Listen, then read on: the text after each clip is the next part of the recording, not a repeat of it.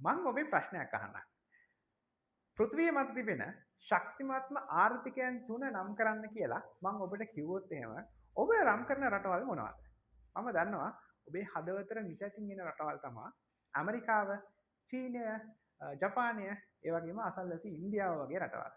ඉතින් දී ඉකොනොමික්ස් සංග්‍රහවට අනුව 2025 අවුරුද්දේ පෘථිවිය මත ශක්තිමත් ආර්ථිකයන් තුන අතර තුන්වෙනි ස්ථානයට තේරීපත් වෙන්නේ ඊශ්‍රායලය. ඊශ්‍රායලය කියලා කියන්නේ ඔබ දන්නවා ශ්‍රී ලංකාවෙන් 3/2ක පමණ ප්‍රමාණයේ භූමි ප්‍රමාණයක් තියෙන ජනගහනය මිලියන 10ක් පමණ ඉන්න කුඩා රාජ්‍යයක්.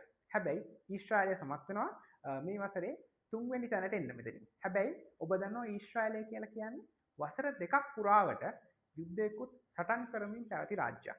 මේ මෑතක තමයි සටන් විරාම ගිවිසුමක් ක්‍රියාත්මක වෙන්නේ. මේ යුද්ධයත් කරන අතරේ තමයි ඊශ්‍රායලය මේ ආර්ථික ජයග්‍රහණය ලබා ගන්නේ. අනිත් දේ තමයි මේ ඊශ්‍රායලයේ GDP එකේ දළදේශ නිෂ්පාදිතයෙන් වැඩි ප්‍රමාණයක් 40කට අධික ප්‍රමාණයක් සපුරන්නේ තාක්ෂණික අංශය. ඒ කියන්නේ ඔබ දන්නවා software companies වෙන්න පුළුවන්, networking companies වෙන්න පුළුවන්, security companies වෙන්න පුළුවන්. ඔය වගේ තාක්ෂණයට සම්බන්ධ ICT නැත්නම් තොරතුරු තාක්ෂණයට සම්බන්ධ ආයතන තමයි මේ දළදේශ නිෂ්පාදිතයෙන් වැඩි ප්‍රමාණයක් සපුරන්නේ. ඉතින් යුද්ධයක් සරන් කර කර හිටියත් පොඩි ජනගහනයක් පොඩි භූමි ප්‍රමාණයක් තිබුණත් ඊශ්‍රායලය සමත් වෙනවා පෘථිවිය මත තුන්වැනි ශක්තිමත්ම ආර්ථිකය බවට පත් වෙන්න. ඉතින් මේ වගේ වැදගත් වීඩියෝකින් අපි නැවත හම්බෙමු.